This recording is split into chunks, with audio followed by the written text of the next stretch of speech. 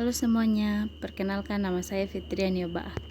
Saat ini saya mengangkat masalah mengenai virus corona atau yang sering kita sebut dengan COVID-19. Saya akan menyelesaikan masalah tersebut dengan menggunakan metode grafik dan metode simplex program linear. Dari masalah yang ada, saya mendapat variabel keputusannya itu X adalah kloroquine, Y adalah avigan. Fungsi tujuannya fx, y sama dengan 750.000 X tambah 450.000 Y. Fungsi kendalanya 120 X tambah 60 Y kurang dari sama dengan 3.600, dan 50 X tambah 50 Y kurang dari sama dengan 2.500. X, Y lebih besar sama dengan 0. Untuk yang pertama, kita menggunakan metode grafik dengan titik potong dan garis selidik. Variabel keputusan X kloroquine, Y avigan. Fungsi tujuan X, Y sama dengan 750.000 X tambah 450.000 Y. Fungsi kendalanya 120 X tambah 60 Y kurang dari sama dengan 3.600. 50 X tambah 50 Y kurang dari sama dengan 2.500. X, Y lebih besar sama dengan 0. Untuk menentukan titik potongnya, untuk kendala pertama, persamaannya kita bagi dengan 10. Hasilnya menjadi 12X tambah 6Y sama dengan 360. Perpotongan di sumbu X, kita misalkan Y sama dengan 0, hasilnya X sama dengan 30. Sedangkan untuk perpotongan di sumbu Y, kita misalkan X sama dengan 0, hasilnya Y sama dengan 60. Untuk kendala yang kedua, persamaannya kita bagi dengan 10, hasilnya 5X tambah 5Y sama dengan 250. Perpotongan di sumbu X, kita misalkan Y sama dengan 0, hasilnya X sama dengan 50. Sedangkan untuk perpotongan di sumbu Y, kita misalkan X sama dengan 0, hasilnya Y sama dengan 50. Kemudian untuk menentukan titik perpotongannya, kita menggunakan metode eliminasi. Hasilnya nilai Y sama dengan 40. Substitusi nilai Y sama dengan 40 ke persamaan 2 untuk menentukan nilai X. Hasilnya nilai X sama dengan 10. Berikut ini merupakan grafiknya. Kemudian pada tabel yang ada itu merupakan titik sudut daerah fleksibel. Seperti yang kita lihat bersama nilai optimumnya.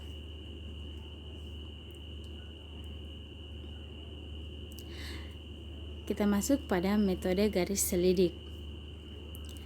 Fx, Y sama dengan 750.000 X tambah 450.000 Y. Kita misalkan Z1 sama dengan 6.750.000. Untuk X sama dengan 0, maka Y sama dengan 15. Sedangkan untuk Y sama dengan 0, maka X sama dengan 9. Kemudian kita misalkan Z2 sama dengan 9 juta. Untuk X sama dengan 0, maka Y sama dengan 20. Sedangkan untuk Y sama dengan 0, maka X sama dengan 12. Untuk set 3 dan set 4, kita lakukan hal yang sama seperti pada set 1 dan set 2. Kemudian, gambar yang ada di samping merupakan grafiknya.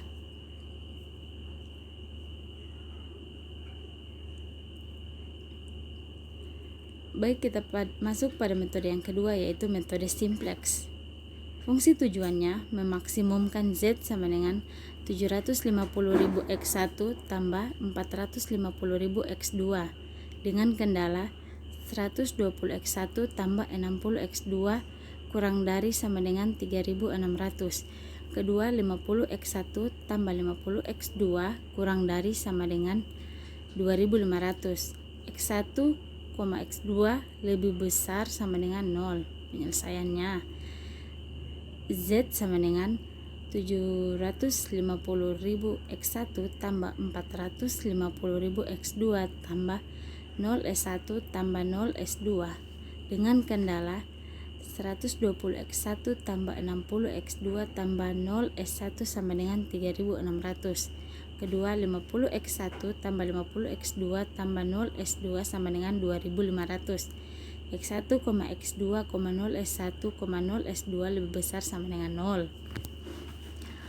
Kita bawa Z sama dengan 750.000 X1 tambah 450.000 X2 tambah 0 S1 tambah 0 S2 menjadi Z kurang 750.000 X1 kurang 450.000 X2 tambah 0 S1 tambah 0 S2 sama dengan 0.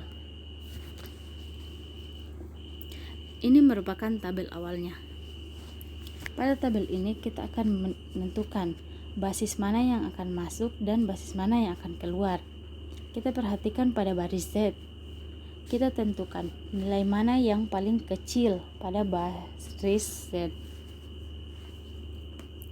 Seperti yang kita ketahui bersama bahwa nilai yang paling kecil merupakan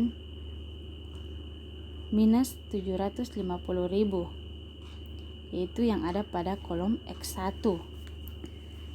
Kita telah menentukan basis mana yang akan masuk.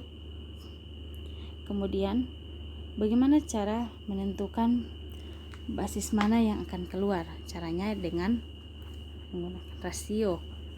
Cara mencari rasio yaitu dengan kolom penyelesaian dibagi dengan kolom X1. Hasilnya 3.600 bagi 120 sama dengan 30. 2.500 bagi 50 sama dengan 50. Jadi X1 masuk, S1 keluar. Seperti yang pada tabel ini, S1 merupakan baris kunci atau yang disebut dengan baris pivot. Kemudian X1 merupakan kolom kunci atau kolom pivot. Sedangkan untuk 120 merupakan elemen kunci atau elemen pivot. Kemudian untuk mengganti S1 pada kolom basis dengan X1, maka baris baru X1 sama dengan baris S1 dibagi elemen basis yaitu 120. Hasilnya sama dengan 0, 1, 0,5, 0,0083, 0,30. Kemudian baris baru Z sama dengan baris lama Z dikurang dalam kurung minus 750.000 dikali baris baru X1.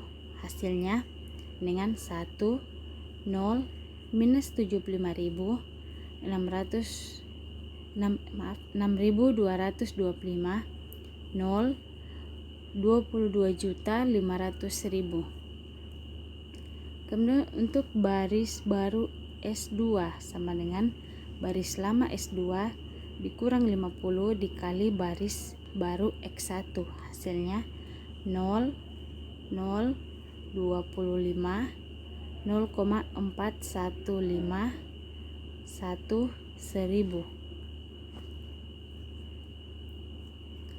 Kita masukkan dalam tabel. Seperti pada yang sebelumnya, untuk menentukan baris mana yang masuk dan baris mana yang keluar, kita cari nilai yang paling kecil pada baris Z, yaitu pada kolom X2 minus 75.000. Kemudian untuk menentukan baris mana yang keluar, caranya dengan mencari rasio, yaitu kolom penyelesaian dibagi dengan X2. Hasilnya 30 bahagi 0,5 sama dengan 60. Dan 1000 bagi 25 sama dengan 40. Di sini yang menjadi kolom pivotnya yaitu X2. Kemudian yang menjadi baris pivotnya yaitu S2. Sedangkan untuk elemen pivotnya merupakan 25. Seperti sebelumnya, kita mengganti S2 pada kolom basis dengan X2.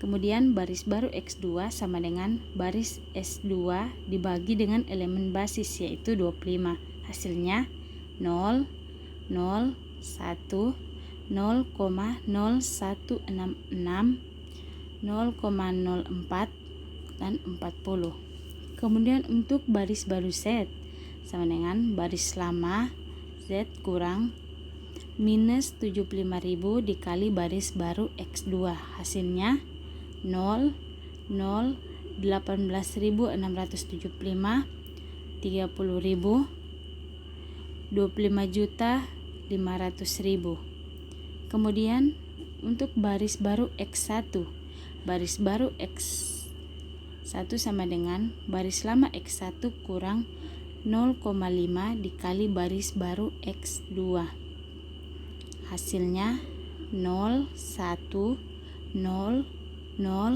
0, 10.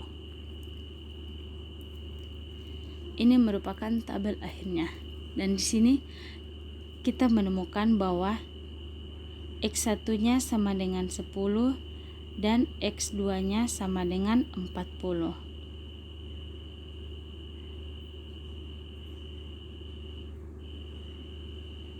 Terima kasih.